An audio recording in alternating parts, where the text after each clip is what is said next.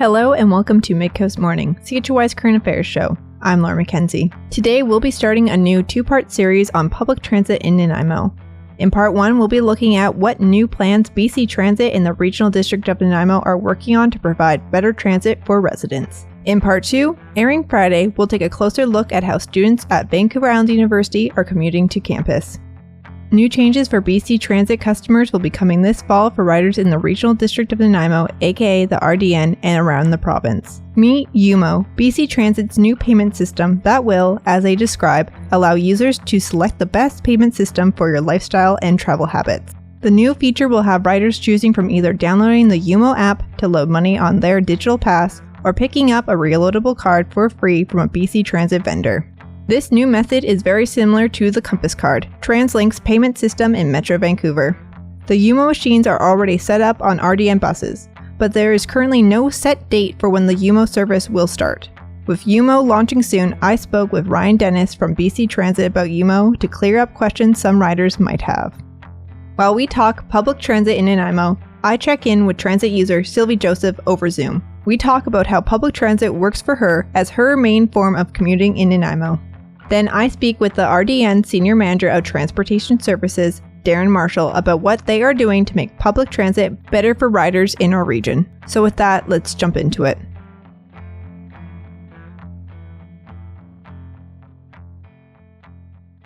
Hello, Ryan. Welcome to Midcoast Morning. To start us off, can you explain to me what Umo is? So Umo is the new way that BC Transit riders will be able to pay their fare when they board the bus. It consists of a few different items, primarily for our riders. The big things are the new Umo mobile app or reloadable Umo card, which we're looking to introduce and will eventually replace the current mag stripe passes in the Regional District of Nanaimo transit system. We've also installed new Umo validators on the bus, which I'm sure your riders are currently seeing up there, and those are getting set up and ready to go for when we launch and release Umo in the RDN. And do you have a date for when it's going to be implemented? Not at the moment. We are targeting this fall. We are just in the current stages of just wrapping up our deployment here in Victoria.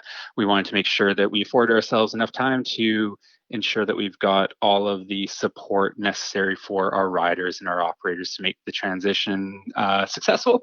So in the next few weeks, we'll be concluding the process here in Victoria, and then we'll be rolling out in the Nanaimo region as well as in the Cowichan Valley. So you are currently testing the system in Victoria? Less of a testing. It is launched to the public here, but we just wanted to make sure that we got the opportunity to receive feedback from our riders, from our operators, see what their questions were, what any challenges they had were, and then make sure that we're prepared to launch this in the rest of our transit systems. It is a big change for BC Transit and for our riders, so we just want to make sure that we're providing the appropriate support for everyone. And going off of that, why did BC Transit want to make the switch? That's a really good question. The biggest reason behind that is actually just the feedback from our riders. We've heard for a number of years that our riders want a more convenient way to pay. This really picked up once the TransLink Compass program was rolled out, but we've heard repeatedly from people that they want to get something that they can use in their hand. They don't want to have to go to a brick and mortar retail location necessarily to pick up their passes or tickets, and that they want to be able to self-serve. So that's really the benefit of Umo, is that we're giving people the opportunity to manage their transit fares through something that they would keep on them all the time, in most cases, being the Umo mobile app. But for people who are not wanting to or comfortable using the app, we also have the reloadable Umo card, which riders can manage themselves through the Umo customer portal, which is an accompanying website, through the retail locations where they picked up their card. So we will have a number of vendor locations in the region, or through calling the Umo call center. So we've got a dedicated Umo call center where riders can call and have their account managed there as well. So really wanting to give people choice, give them options, and just really make it more convenient for people so that paying for your fare is less of a barrier when making the decision to use transit. Mm-hmm. And what is the plan for riders that might not have access to a phone or cellular data on their phone? Well, you don't need cellular data to use Umo. It works without cellular data. So that is one benefit of it. You can manage your account when connected to a Wi-Fi network. And then for those riders who don't have a mobile phone, there is the reloadable Umo card. So those will be available to be picked up at retail locations throughout the region. They are no cost. So to get a card, it doesn't cost anything. And then you can load your products to that card. You can put cash balance on the card. So that's just say $20, $50 that you'll use or draw from as you ride. And then they can either go back to that retail location to top up their account, or like I said before, manage through the Umo customer website or call in the Umo call center. Mm-hmm. And will riders still be able to use cash if that's the only thing that they have on them? Yes, absolutely. We are not looking to do away with cash. That will always be an option for payment on BC Transit buses. There is Route 70 in Nanaimo that is an express bus that goes to Cowichan. Right now, if I want to use it, I would have to buy the ticket in person. But with the digital app, would I be able to purchase the pass digitally, or will specialty passes still need to be purchased in person? No, you can definitely manage your payments for the Route 70 through Umo as well. We'll have it set up so that you get charged the different fares for different routes that you take, whether it be the local Nanaimo service or the Route 70. One slight distinction, though, is that the physical ticket fare won't be available within Umo. You can still purchase those tickets in person if you'd like, but for riders using Umo, you would just load cash balance to your account, and then it gets drawn down from as you ride. And then if I was to buy a month pass here in Nanaimo, would I be able to use it somewhere else, such as Victoria? No. Monthly passes, which are actually converting to 30-day passes, so they're not actually date bound. They'll just run from 30 days from the date you first use it, but those are specific to each transit system like they are now. Okay, and where can people learn more about Umo? You can visit bctransit.com/Umo. We have a lot of really good information on there, how-to guides, educational videos, all that sort of stuff. You could also call 1-877-380-8181, which is our dedicated Umo call center, to learn more as well. What is going to be the type of marketing or communication BC Transit's going to do to ensure riders that they know to switch to the new service? Yeah, really good question. So first and foremost, it's not a hard cutover. So there is a transition period. So people aren't going to have to make that switch overnight. We will run both systems for a period of a few months once we launch Umo. But when we go live, we'll have a pretty comprehensive marketing and engagement plan. We'll have on-street outreach happening in the region. We'll have a variety of marketing assets, so things like newspaper ads, radio spots, that sort of thing. There's a big digital campaign as well. There's on-bus advertising and assets that people can take away. So to learn more, that information will be right up there on the bus. And then we'll also be doing a media advisory and working with local media to get the word out there as well. Okay, great. And did you have any other comments that you would like to add about the service? Really just that we're excited to bring it to riders in the Nanaimo region. We had our team up doing some in-person engagement a couple weeks ago, and they're really excited to get back there and do some more once we go live. We just really see this as a great benefit to transit users in the region, and look to be bringing it to them in the near future. Okay, great. Thank you for coming on Midcoast Morning and speaking with me. Thank you for having me. Midcoast Morning is made possible by the Community Radio Fund of Canada's Radio Meters program and listeners like you. Support Midcoast Morning and CHOI's nonprofit newsroom today by becoming a sustaining donor at choi.ca/donate. Local news can't survive without your support. Another way to help us out is to share this show with your friends and tell them why they should support us. Finally, if you're listening to the podcast edition of Midcoast Morning, go and give us a positive review on Apple Podcasts or whatever podcast feed you use. It helps people find us. Now we are going to hear from Nanaimo resident Sylvie Joseph about her experience with public transit in Nanaimo. Hello, Sylvie. Thank you for joining me today. My first question for you is, how do you currently commute around Nanaimo? Okay, so I'm an immigrant. I am fairly new to Canada, so I don't own a vehicle. So I'm completely, totally dependent on the BC Transit. and that is the bus. Like to travel anywhere and everywhere, BC Transit is my go-to. What was public transit like where you first lived before moving here? I'm from India. In India, there was more train, auto rickshaw, bus, of course, local train, metro. But coming here, like, of course, Nanaimo does not have a metro, so bus it is. Right now, what is your daily commute like on the bus? Yeah, because I live pretty close to where I work, so I'm just on the bus for 12 minutes, sometimes more, 15 minutes, and that's about it. Like where I live is pretty close to the bus stop, so I don't have the hassle of like walking far to the bus stop or things like that. But yeah, of course, I think BC Transit buses in Nanaimo are fairly, like, really well connected, and it has a nice connectivity to the entire town. And in fact, one day I had to go to Victoria and I could do it with BC Transit.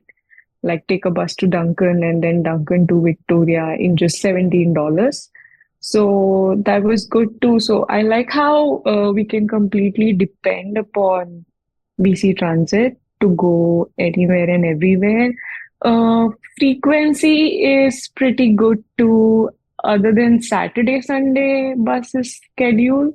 That really is unfair for people who work on Saturday, Sunday, but also I understand that, yeah, BC Transit employees need a leave too.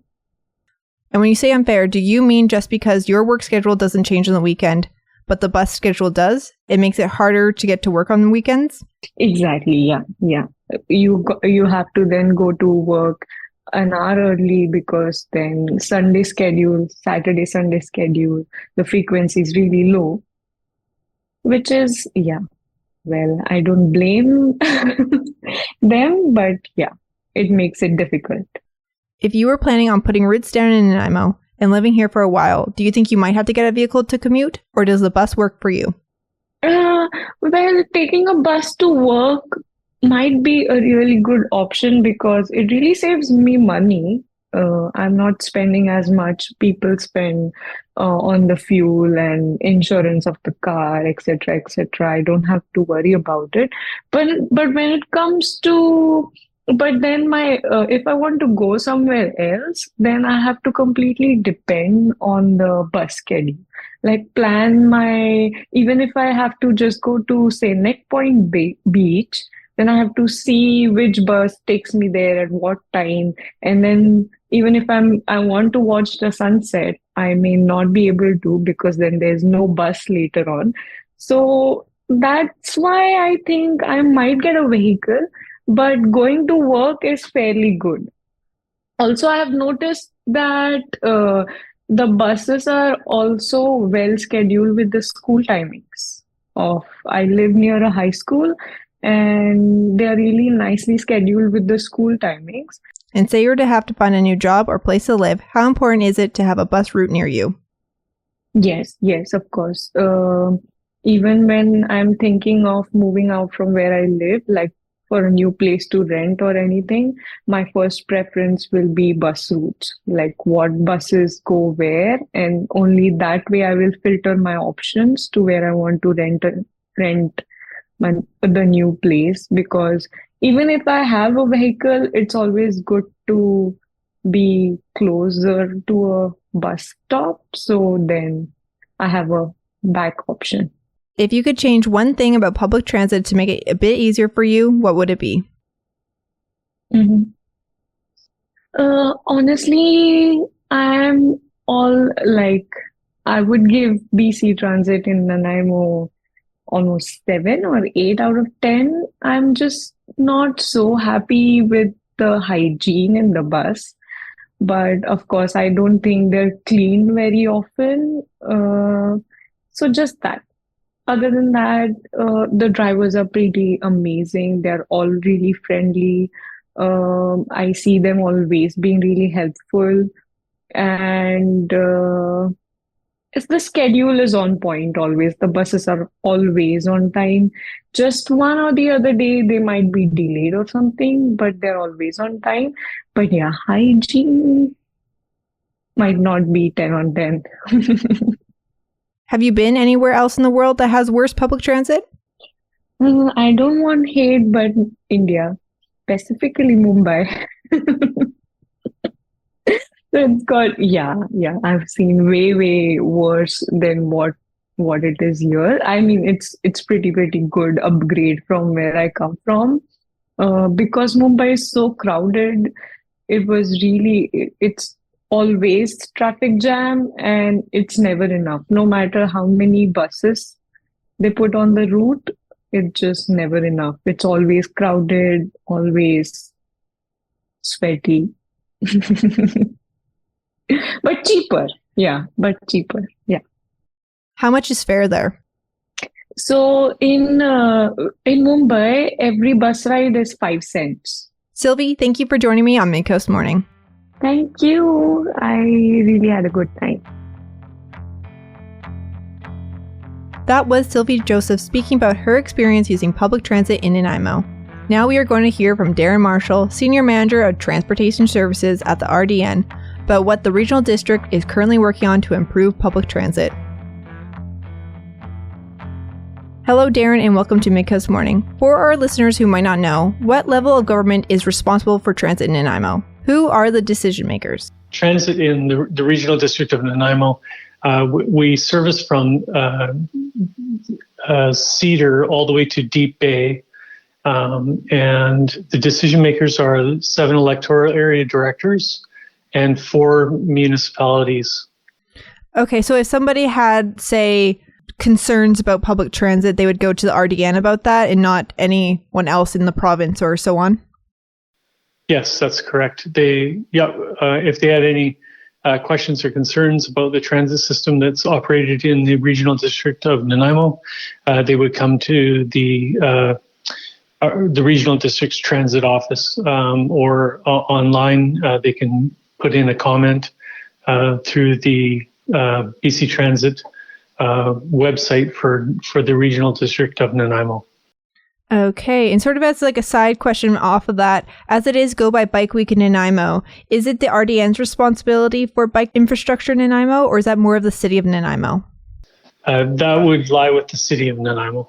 The regional district is responsible for the bike racks that are on the bikes to help commuters navigate through the system.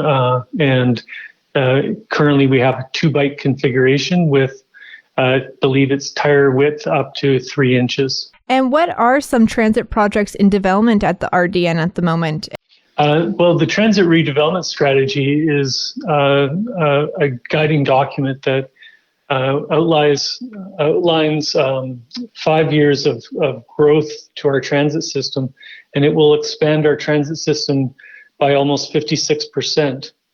It will increase frequency and restructure all of the routes and renaming with a new naming convention. So they'll have a bit more consistency how they're named and numbered to make it easier for the public. And how are frequency decisions made at the RDN? They're presented to the board and to the Transit Select Committee first, and then the Transit Select Committee, if they approve it, any changes to the transit system, then they are forwarded to the board for final approval. Okay, and speaking of frequency, what is the status of the rapid bus in Nanaimo? Well, we have we currently don't have a rapid line. In the transit redevelopment strategy, there is a plan to phase in a rapid line, which is currently the number 50. It'll be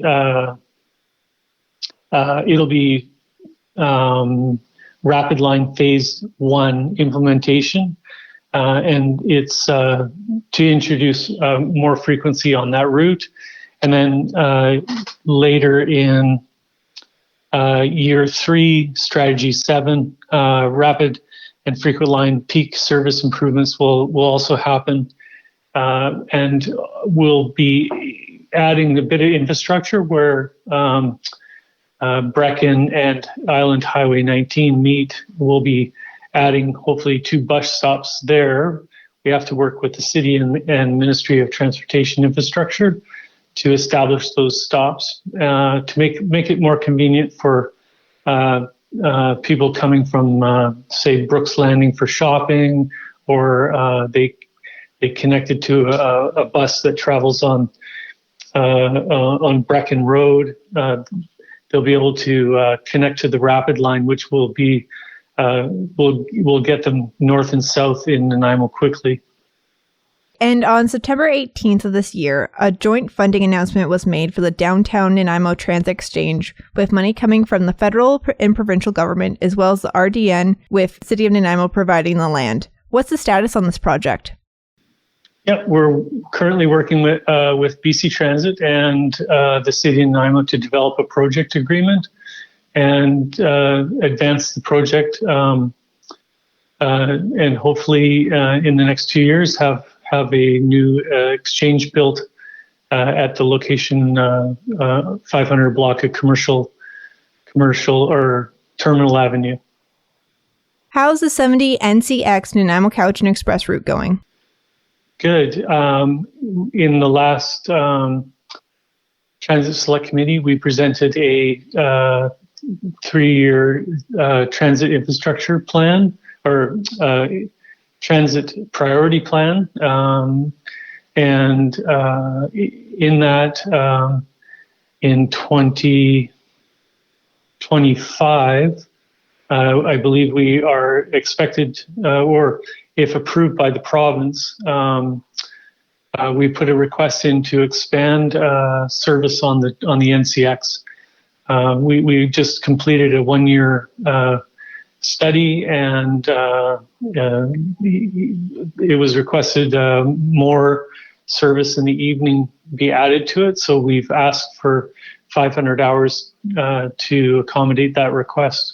Okay, and is there room for improvement with the intercity transit between regional districts? Could a rapid bus to Victoria be possible? Well, currently the Nanaimo Cowichan Express, the 70 NCX, it is timed to connect with the Cowichan, I think it's the Cowichan connector that travels to Victoria. And then it's also timed so when the Cowichan connector comes back to Duncan, our NCX bus is waiting to connect with them and take passengers back to Nanaimo. Darren, thank you for your time. You're welcome. Thanks for contacting us. And to finish off our show, here is Montreal-based artist Honora with her new song, Lately.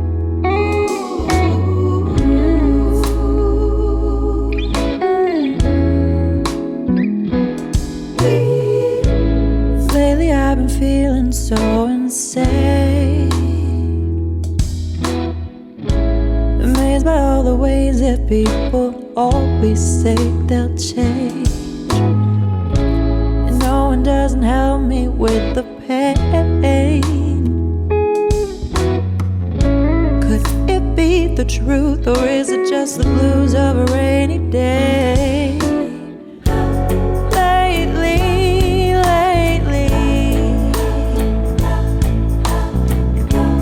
Lately I've been feeling so insane.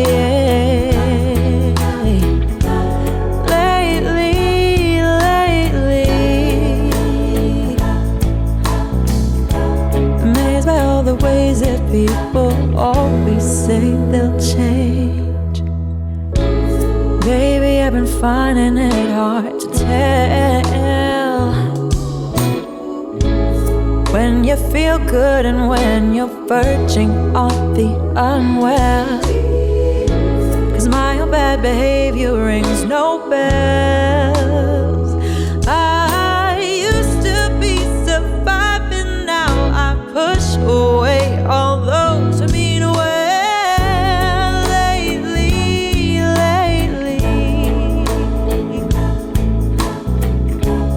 Lately I've been feeling so insane.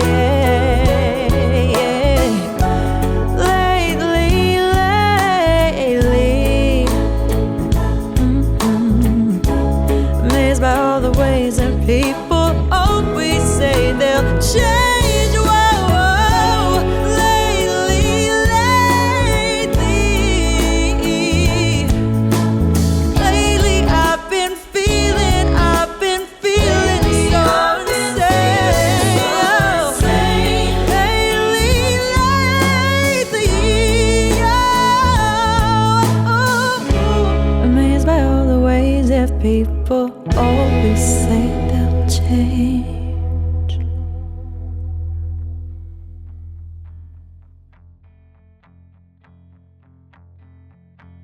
That was our story for the day. Part 2 of our 2-part series will air this Friday. Thank you to Ryan Dennis, Sylvie Joseph, and Darren Marshall for joining us today. I'm Laura McKenzie, host and producer of Midcoast Morning. Jesse Woodward is our executive producer, and Ari Frew is our technical advisor. You can sign up for CHOY's newsletter at choi.ca/subscribe for updates from our news department and more. Our theme song is First One by local Nanaimo band Waste Management. You can find more of their music on their Bandcamp. Support local artists by buying their music. If you have a story you'd like us to cover, email us at news@choi.ca. Midcoast Morning would not be possible without the funding of the Community Radio Fund of Canada's Radio Meters program and listeners like you. Midcoast Morning is a project of CHOY's nonprofit newsroom. Support nonprofit journalism in Nanaimo and on the Salish Sea today by becoming a monthly sustaining donor at $5 or more per month. Support the program at choi.ca/donate. If you're already a supporter, record a voice memo telling others where you're listening from and why they too should support our work. After you're done, you can email it to us. Also, share the podcast with your friends. While Meta is blocking Canadian users from sharing news content on their Facebook feeds, you can still share our podcast directly with your friends via Facebook or Instagram Messenger. Finally, this program acknowledges and gives thanks to the Snuneymuxw First Nation as we broadcast and podcast from their traditional territory. Thanks for listening.